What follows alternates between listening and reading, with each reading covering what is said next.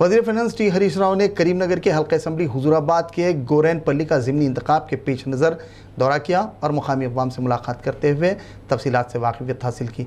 रियासती वज़ीर ने इस मौके पर बोरानपल्ली में पेद्दम्मा टेम्पल का संग बुनियाद रखा।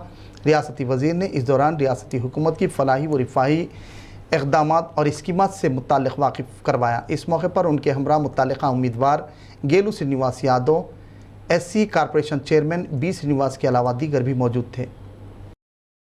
रचकुंडा पुलिस कमिश्नर महेश भागवत ने zonal commissioner Upendra Reddy, GHMC DCP LB Nagar Sanpreet Singh व दीगर महकमों के अहदेदारों के हमरा गणेश फेस्टिवल इमर्शन के इंतजामात व दीगर अहम उमूर के सिलसिले में सरूनगर गणेश इमर्शन का मुआयना किया। गणेश निमज्जन के दौरान सफाई, सीसीटीवी कैमरों की तनसीब, ज़रूरत के मुताबिक सड़कों की तामीर, तरमीम, मरम्मत, पैच वर्क व दीगर पर तफसीलात से वाकिफियत हासिल की।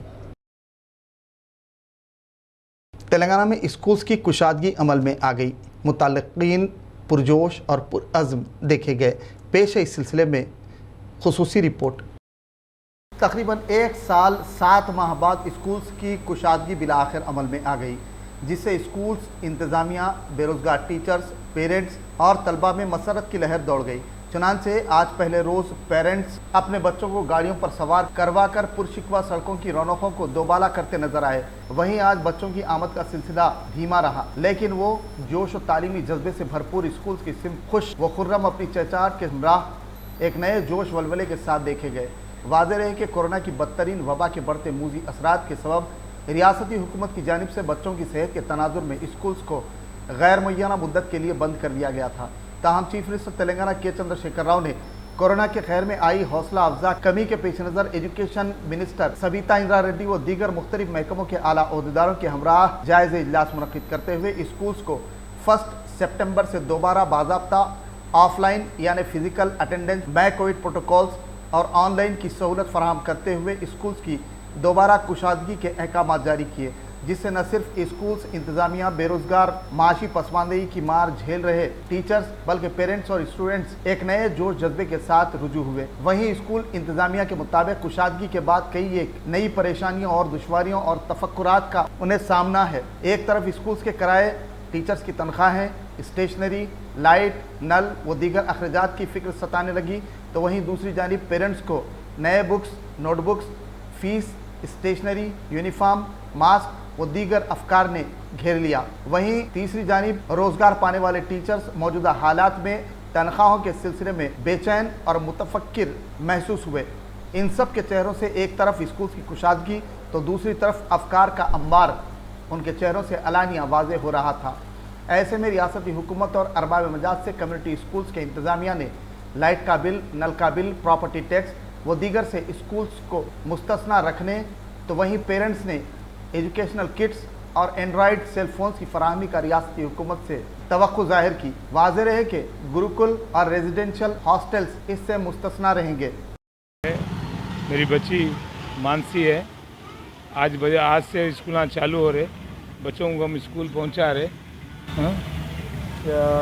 जैसे कि आपकी लड़की गवर्नमेंट स्कूल में पढ़ती है मानसी, तो अब ये बोलिए कि कितना हद तक वो सेफ है, क्योंकि 3rd वेव भी आ रहा है, तो आप अपनी बच्ची को फ्री भेजना चाहिए। देखो साहब, एजुकेशन तो पहली चीज़ तो ख़राब हो रहा बच्चों का, और ये रही बात क्या मानो, हमारा काम ये है कि बच्चों को स्कूल भिजाना ज़रूरी है, क्यों तो उनका लाइफ के लिए भी सोचना है आगे चल के। और रही दूसरी बात ये है कि स्कूल में कोई भी चीज़ को सोशल डिस्टेंस रख के बिठाएंगे तो ये चीज़ भी क्या होगा बोले तो थोड़ा सा माने कंट्रोल होएगा। और एक बात यहाँ साफ़ सफाई भी रखना चाहिए, स्कूलों में अच्छी तरह साफ़ सफाई रखना चाहिए। जैसा कि हमारा इंस्ट्रक्शन है कि 50 बच्चों में हर क्लास में, जो गवर्नमेंट स्कूलों में जो कम स्ट्रेंथ रहता, बच्चों कम स्ट्रेंथ रहते हैं, या प्राइवेट स्कूल में भी है जहाँ पर 20 बच्चे या 25 बच्चों को एक दिन पहले, एक दिन आज 25 बच्चों को, फिर कल 25 बच्चों को बुला के क्लासेस लेना चाहिए। कि अब कौन सी क्लास में आपकी लड़की पढ़ी? 7th का। तो अब आपके बच्चे को स्कूल को भेजना चाह रहे हैं? अब आओ बोले तो भेज रहे हम लोग। जैसे कि अब कोविड के 3rd वेव भी है, थोड़े दिनों क्या बोल रहे, ऑनलाइन बोल रहे, फिर स्कूल खोल रहे बोल के बोल रहे, ले लिया के छोड़ रहा हूँ भाई। अब आज आओ बोल के बोले स्कूल में। अब देखिए हर स्कूल का एक प्रोसेस रहता है कि स्कूल में से ही मटेरियल लेना। हाँ वही, अभी वो तो आप कंपलसरी बोल रहे compulsory बुका ले बोल रहे। बोल रहे।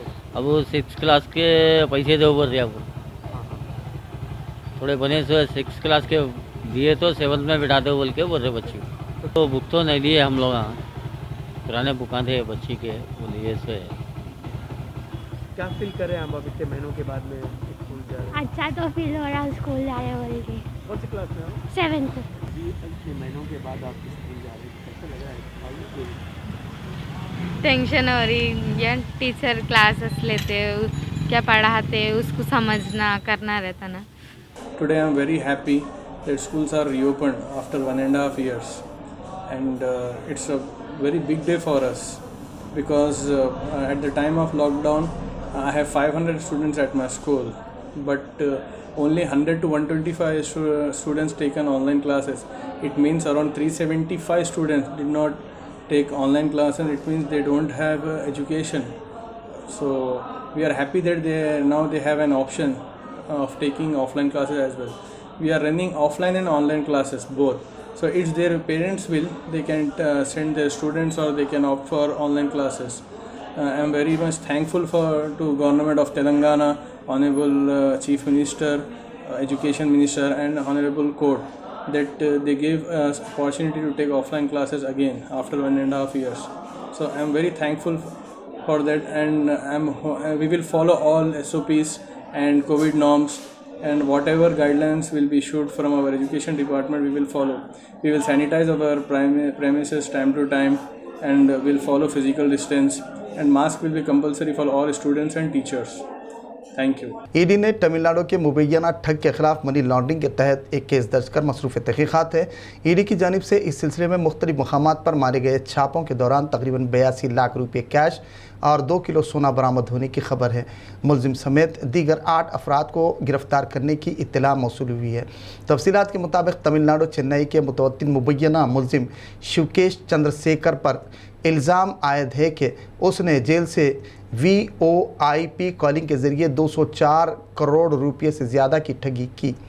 मुलजिम के ख़िलाफ़ साबिक़ प्रोमोटर रैनबैक्सी के शिवेंद्र सिंह की बीवी ने मामला दर्ज करवाया था, जबकि दूसरी शिकायत रैनबैक्सी के साबिक़ प्रोमोटर मालवेंद्र मोहन सिंह की बीवी की शिकायत पर केस दर्ज किया गया। ताहम ईडी मनी लॉन्ड्रिंग के तहत केस दर्ज कर कीमती कारों समेत बंगले को जब्त कर लिया।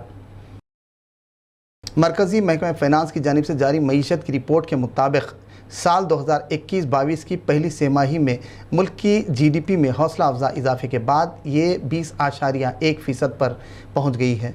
अप्रैल से जून 2021 में मुल्क की ग्रास डोमेस्टिक प्रोडक्ट GDP में खासा इजाफे के बाद ये 20.1% हो गई। वाज़ेह रहे कि कोरोना की पहली लहर और सख्त लॉकडाउन के सबब उस वक्त की पहली तिमाही में GDP सुकड़ कर -24.4% पर पहुँच गई थी।